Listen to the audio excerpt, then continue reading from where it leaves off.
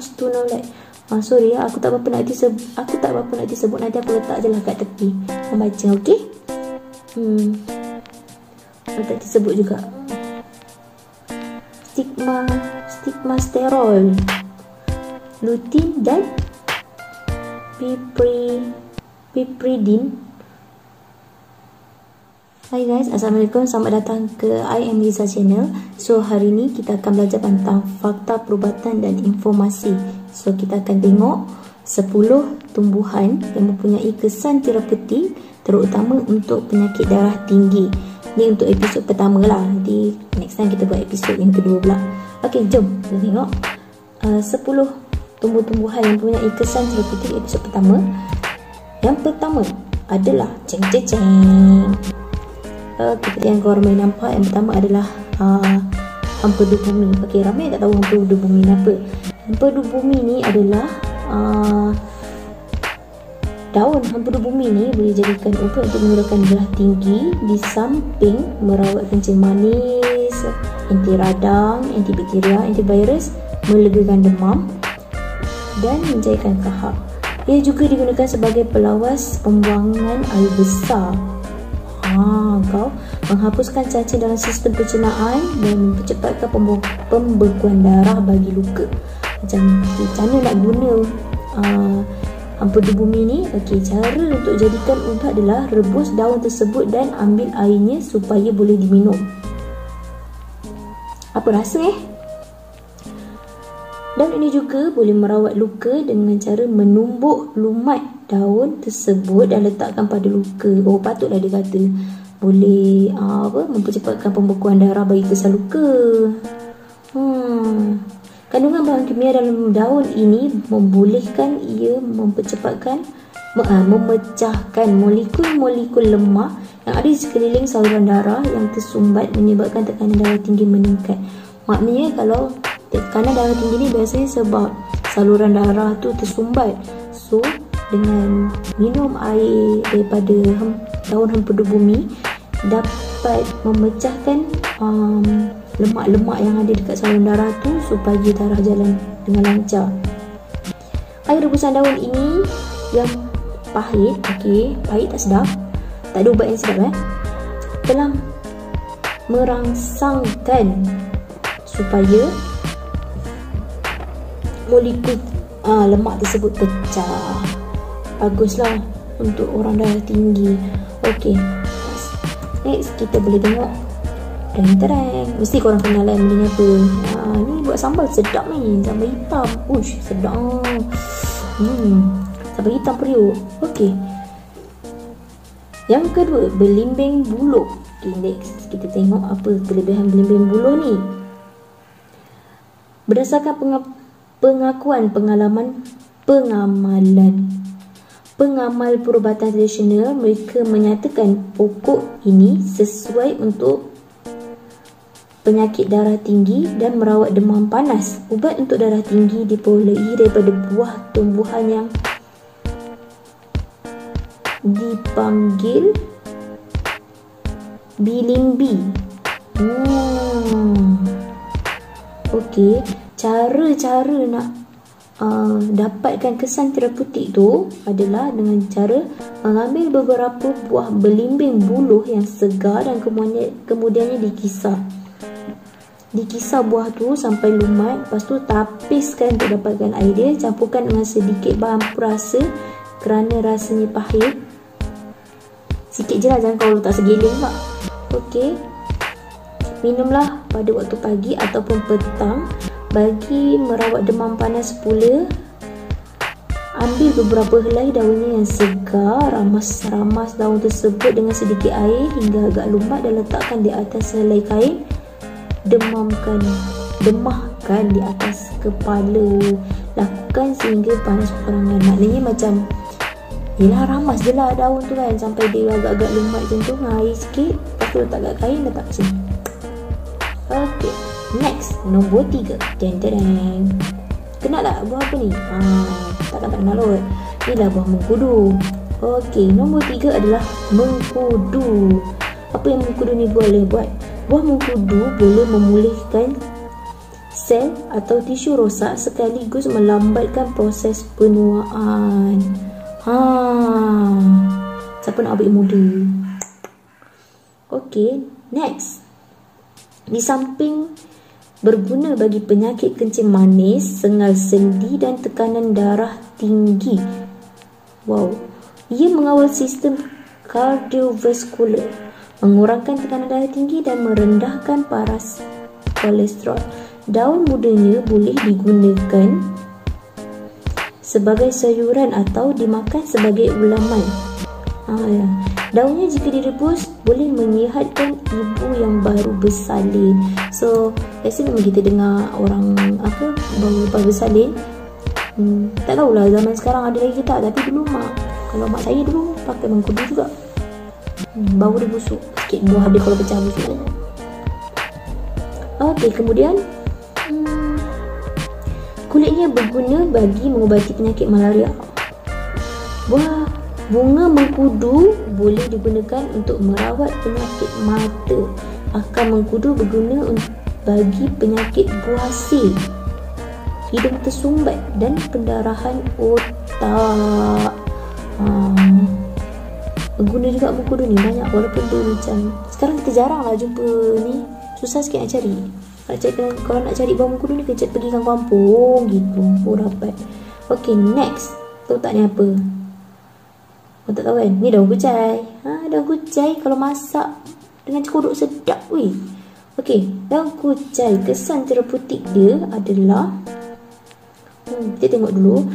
Kucai mengandungi vitamin B dan C. Elok untuk kulit, patut putih. Keratin dan komponen belerang. Jangan buat bakar pula. Ia mengubati penyakit-penyakit seperti senggugut, penyakit keputihan. Perempuan elok pakai makan banyak sikit. Darah tinggi dan sembelit. Kucai bertindak sebagai antiseptik yang membunuh kuman bakteria dalam usus dan menjadi perangsang dalam proses pengejutan serta pengembangan usus. Lepas tu apa lagi? Ia juga melancarkan peredaran darah sekaligus menghindar pembekuan darah. Cara penggunaannya adalah menumbuk daun kucai sehingga lumat. Okey, bukan masak ya guys. Ditumbuk sampai lumat. Kemudian dikacau dengan air panas lalu diminum. Minum ni tak apalah, tu ubat kan. Ubat apa yang sedap? Tak ada yang sedap kecuali vitamin C yang peras urin. Penggunaannya adalah lebih mujarab sekiranya diminum setiap pagi. Okay, aku confirm lepas ni. My dad confirm dia akan buat ni. Confirm kau dah tengok video ni. Okay, next. Tak kenal kot. Inilah kayu manis. Okay, kayu manis ni, minyak pati kayu manis ini banyak digunakan dalam perubatan aromaterapi. So kita tahu memang kayu manis ni bau dia wangi kan. So memang ada minyak bau untuk aromaterapi memang dia ada bau cinnamon lah. Tak tahu lah korang pernah jumpa ke tak, tapi memang ada. Ia digunakan untuk menghasilkan kesan yang menenangkan jiwa. So memang bau dia wangi kan, so memang menenangkan jiwa pun. Satu kajian terbaru menunjukkan dengan mengamalkan pengambilan setengah sudu serbuk kayu manis setiap hari dapat menurunkan baras gula dalam darah pesakit diabetes di samping merawat darah tinggi. Okey, yang ini sebenarnya pada tahun 2016 ayah saya pernah kena kencing manis dan darah dia memang tinggi lah dengan aku kan, tangan aku macam apa je. Tapi kandungan gula dalam darah dia memang sangat tinggi masa tu. Dan saya balik, saya hari-hari buatkan teh kayu manis kat ayah tanpa gula saya buat, saya rebus. Lepas tu saya bagi air minum. Alhamdulillah dalam masa seminggu memang turun mendadak. Berjarak ni untuk orang kencing manis. Korang kena try, cuba. Kita ikhtiar, jangan tak ikhtiar. Macam mana nak baik. Okay, kemudian kesan pengurangan gula ini juga boleh dicapai dengan merendam sepotong kulit kayu manis ke dalam sebarang minuman, terutamanya teh. Ini yang aku buat tadi. Kejap aku saya lah kan, elok sikit. Okey, kegunaan lain kayu manis adalah dalam perubatan. ialah seperti melawaskan pembuangan najis, penawar cerit berik, penawar cerit berik. Lepas tu dalam bracket ya. Apa tak nampak bracket? Kau nampakkan bracket tu, membunuh bakteria E. coli. E. coli ni biasa E. coli pula. E. coli ni biasa daripada punggung kat punggung. Sebab tu kita melarang dari Islam melarang ya suami isteri ke apa ke main kot belakang. Sebab apa? Dalam punggung kita ada bakteria E. coli. E. coli pula. E. coli. Aku dah lupa dah cara sebutan dia, tapi memang bahaya. Sebab tu Islam melarang main ke belakang. Jangan main, kau dapat penyakit. Okey, lepas tu dan penawar bagi ubat macam ubat tahan sakit. Bagus. Ia juga merupakan antibakteria semula jadi yang dapat mencegah pembentukan plak dan kerosakan gigi. Dapat melegakan senak perut dan juga menghilangkan rasa loya mual, terutamanya bagi wanita hamil. Okey, ini no comment lah sebab tak pernah merasa lagi. Okey, next. Aku tahu ramai yang suka. Yang next ni mesti ramai yang suka. Aku suka buat ulam. Dia boleh buat ulam sedap makan dengan sambal belacan. Dulu kat rumah belakang rumah banyak, sekarang dah tak ada. Tada, kenal tak ni daun apa? Inilah ulam raja. Kenal tak ulam raja? Inilah ulam raja. Tahu tak kenal je pasal cari Google. Tak boleh keluar COVID quarantine. Okay, next. Ulam raja. Ulam raja digunakan dalam perubatan tradisional. Dibuat ulam lah biasanya kan. Kerana khasiatnya yang dikatakan dapat memperbaiki peredaran darah dan mencuci darah dari bahan toksik serta mengawal tekanan darah tinggi. Okey, patutlah nenek aku pun suka makan juga. Ia juga dikatakan dapat menguatkan tulang. Kloroform yang diekstrak dari daun ulam raja mengandungi costunolide. Sorry ya, aku tak berapa nak disebut, nanti aku letak je lah kat tepi. Kau baca, okey? Aku tak disebut juga. Stigmasterol, lutein dan piperidine.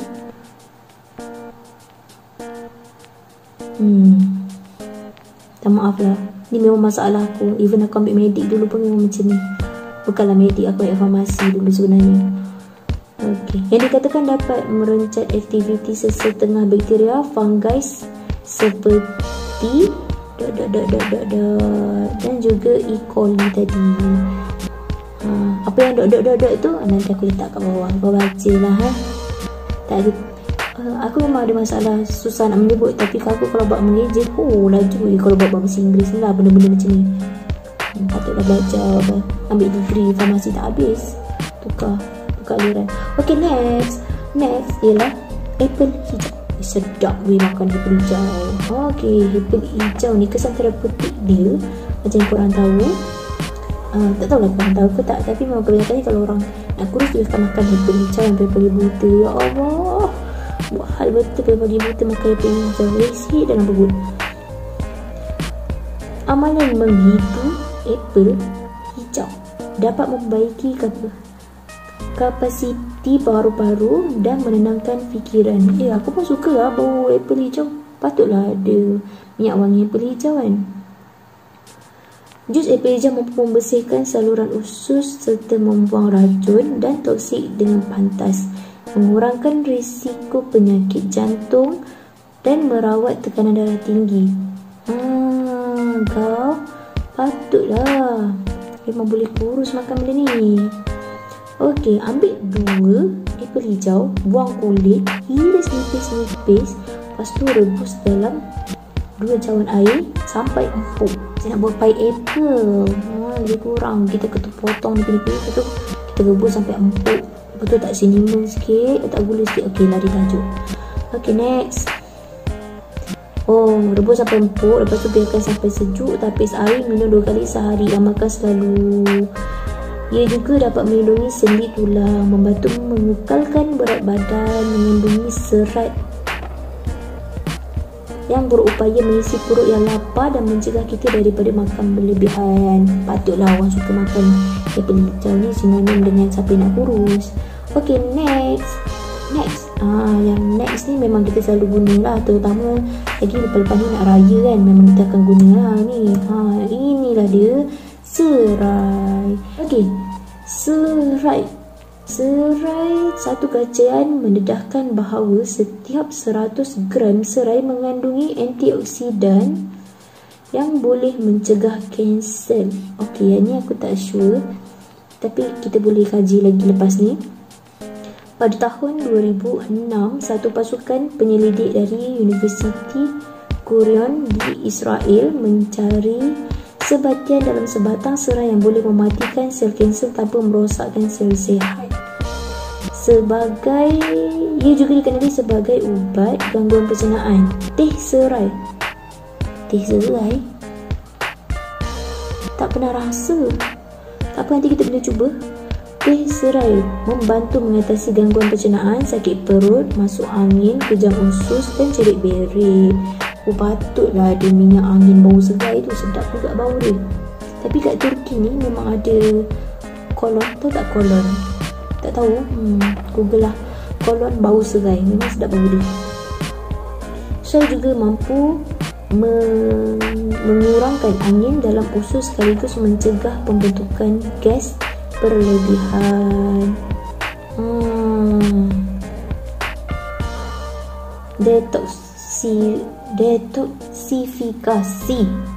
Detoksifikasi ni apa?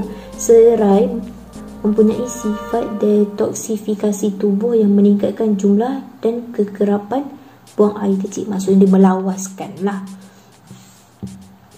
Hal ini boleh membuatkan organ pencernaan, hati, pankreas, buah pinggang dan pankreas dan buah pinggang bersih dan sihat kerana zat yang beracun dan asid telah disingkirkan. Manfaat lain untuk ni, macam aku cakap tadi, macam kolon tu. Kolon tu sebenarnya digunakan kalau boleh letak kat badan. Dia macam aromaterapi juga sebenarnya. Okey. Kelebihan untuk minyak tu, serai boleh digunakan untuk menguatkan dan meningkatkan fungsi sistem saraf. Kerana minyak serai yang disapu pada permukaan tubuh memberikan kesan kehangatan, kelemasan otot dan meredakan kekejangan, menurunkan tekanan darah tinggi.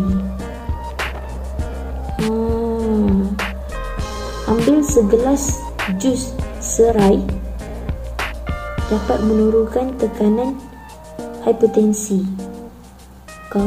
Jus serai macam nak buat rendang. Okey, ambil beberapa batang. Okey, cara dia, cara nak buat jus serai tu, ambil beberapa batang serai yang diketuk, rebus bersama 4 mangkuk air dan direnih sehingga air rebusan menjadi semangkuk. Maknanya kena renih lama lah, macam buat stew. Lepas tu amalkan meminum air rebusan serai tersebut 2 kali sehari. InsyaAllah penyakit darah tinggi akan turun.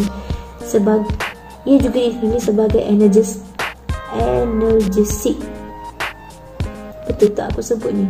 Serai mampu meringankan semua jenis keradangan, irritability yang berkaitan dengan kebanyakan jenis penyakit. Jika seorang mengalami sakit gigi, sakit otot, sakit sendi dan sakit-sakit, minumlah teh limau bersama serai. Serai dapat membantu. Okay, good. Sedar tak sedar dah beberapa. Kita ada lagi 2. Next. Okey, yang ni memang sedap. Selalu jual kat tepi jalan, tapi tepi jalan tu pisang lain lah nanti. Aku rasa sebut lah pula kantor. Okey, nombor 9. Nombor 9 ni adalah pisang kelat. Apa pisang kelat? Okey, kalau korang perasan dekat baris yang mula-mula tu, darah tinggi dan strok aku starkan. Kenapa aku starkan? Okey, sebenarnya aku starkan sebab itu khas untuk pisang kelat. Sebab pisang yang lain semua ada kesantera putih yang kat bawah-bawah tu. Maknanya kau makan pisang apa-apa pun, kesantera putih dia yang ada tu kat bawah-bawah tu, semua pisang ada. Okey, darah tinggi dan strok. Pisang membantu menurunkan tekanan darah tinggi kerana mengandungi potasium yang tinggi. Ambil 3 biji pisang kelat, ini untuk khas untuk pisang kelat yang masak lah. Pisang kelat yang masak, jangan mentah kau, pahit kau. Ini diramas dengan kulitnya, maknanya meramas dengan kulit sekali. Lepas tu ambil airnya dibuat minum. Okey, maknanya pisang tu dah masak kan, kau ramas. Dan tu ambil air dia, minum. Pisang juga mampu merendahkan kolesterol kerana pisang rendah dari segi kalori lemak, sodium yang membantu merendahkan kolesterol. Potasium dan magnesium yang terkandung dalam pisang sesuai bagi orang yang mengalami cerit berit. Kau cerit berit makan pisang, lagi cerit kau, tapi bagus lah, lepas tu lega. Pisang juga mampu menurunkan penyakit anemia, penyakit kurang darah. Salah ni ayat aku ni, mampu menyembuhkan penyakit anemia. Tahu tak anemia tu apa? Anemia yang kurang darah tu. Biasa kurang darah makan kerang. Kerang mahal, kita beli pisang pun mahal, tak apa, ambil balik rumah. Okey, kemudian disebabkan oleh pisang ni kaya dengan zat besi, ia juga mampu merangsang penghasilan hemoglobin dalam darah. Maknanya lebihkan darah lah, penyakit anemia tadi tu. Lepas tu, bagi orang yang sedang kemurungan, lebih cepat ceria bila makan pisang kerana pisang mengandungi protein yang membantu kita menjadi tenang.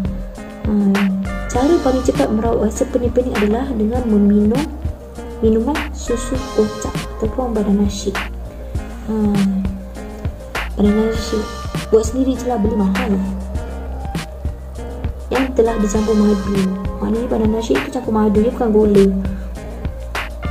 Elok nak rawat penyakit jadi kecil manis kau.